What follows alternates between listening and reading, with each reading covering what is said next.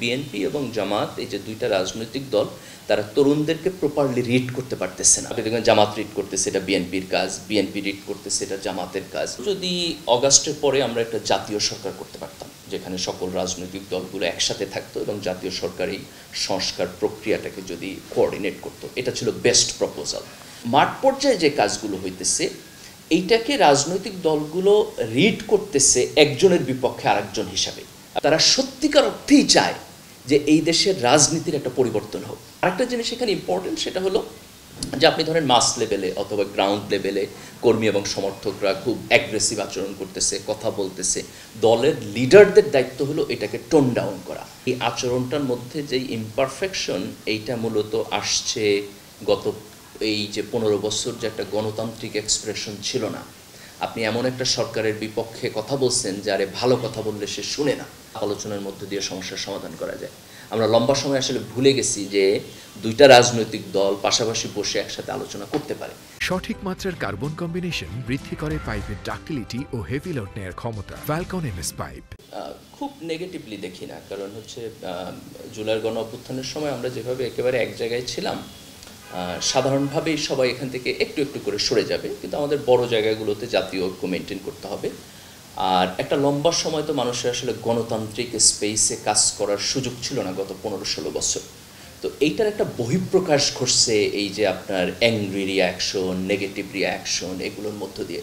তো আমি মনে করি যে গণতান্ত্রিক স্পেসে যদি আমরা কিছুদিন কাজ করি, এই জায়গাটা একটু একটু করে কমে আসবে এবং মানুষকে আপনি দেখবেন এক ধরনের সিভিল এঙ্গেজমেন্ট এবং আলাপ আলোচনার মধ্যে যাবে।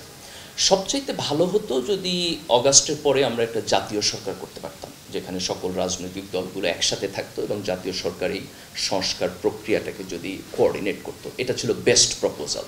তো এটা তো আমরা প্রাইমারিলি করতে পারি নাই। তারপরের যে জায়গাটা সেটা হচ্ছে এখন সরকার যে ঐকমত্য কমিশনের যে আলাপ আলোচনাটা করতেছে, এখানে একটা ভালো দিক আছে যে রাজনৈতিক দলগুলো ব্যাক অ্যান্ড ফোর্থ আলাপ আলোচনা করতেছে, কিন্তু আর একটা নেগেটিভ দিক আছে, সেটা হলো যে আলোচনাটা যতটা পেইসে আমরা আগাবো বলে এক্সপেক্ট করছিলাম সেই পেইসে আমরা আগাই নেই। আমরা দেখছি যে কিছু কিছু জায়গায় খুব স্ট্রং ডিসএগ্রিমেন্ট আছে। তো ঐকমত্য কমিশনের আলোচনাটা যদি একটা সার্টেন লেভেল পর্যন্ত আসে, আমি মনে করি জাতীয় ঐক্যের জায়গাটা থাকবে। আর এখন মাঠ পর্যায়ে যে কাজগুলো হইতেছে এইটাকে রাজনৈতিক দলগুলো রিড করতেছে একজনের বিপক্ষে আরেকজন হিসাবে। আপনি দেখবেন জামাত রিড করতেছে, এটা বিএনপির কাজ, বিএনপি রিড করতেছে, এটা জামাতের কাজ। আমি মনে করি এই রিডিংটা ভুল।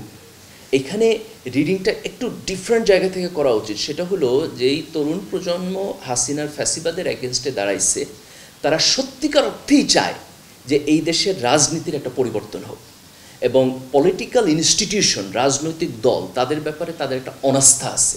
তারা মনে করে যে রাজনৈতিক দলগুলো তার দলের অভ্যন্তরীণ যে সংস্কার প্রক্রিয়া, এটার ব্যাপারে যথেষ্ট পরিমাণ সিনসিয়ার না। রাষ্ট্রের এবং কনস্টিটিউশনের সংস্কারের ব্যাপারেও তারা খুব বেশি সিনসিয়ার না। এই জায়গাটাতে তাদের যে অনাস্থা এবং এখানে একটা জেনারেশনাল গ্যাপ আছে। আমি মনে করি যে বিএনপি এবং জামাত এই যে দুইটা রাজনৈতিক দল, তারা তরুণদেরকে প্রপারলি রিড করতে পারতেছে না। তাদের মধ্যে পার্থক্য আছে, কেউ একটু ভালো পারতেছে, একটু খারাপ পারতেছে, কিন্তু প্রপারলি রিড করতে পারতেছে না।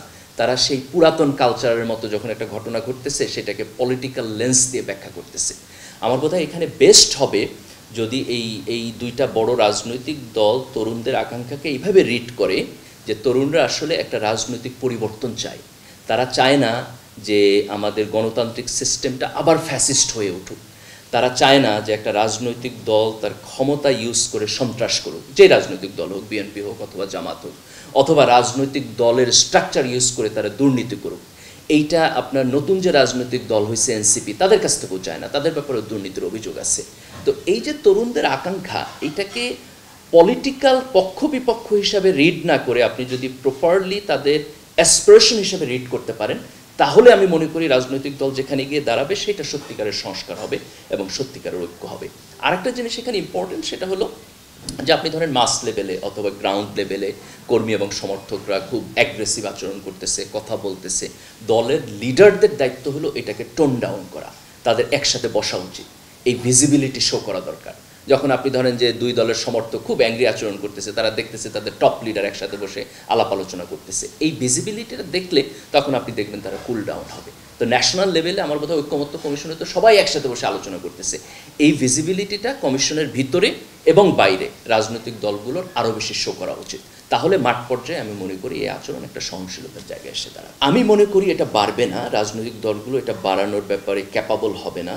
কারণ কি আমি আপনাকে বলি, কারণ হলো যে এই দেশে এখন 40% ইয়াং ভোটার, একটা লম্বা অংশের মানুষ, এই ভোটাররা প্লাস আগের ভোটারদের মধ্যে একটা লম্বা অংশের মানুষ রাজনৈতিক পরিবর্তন চায়।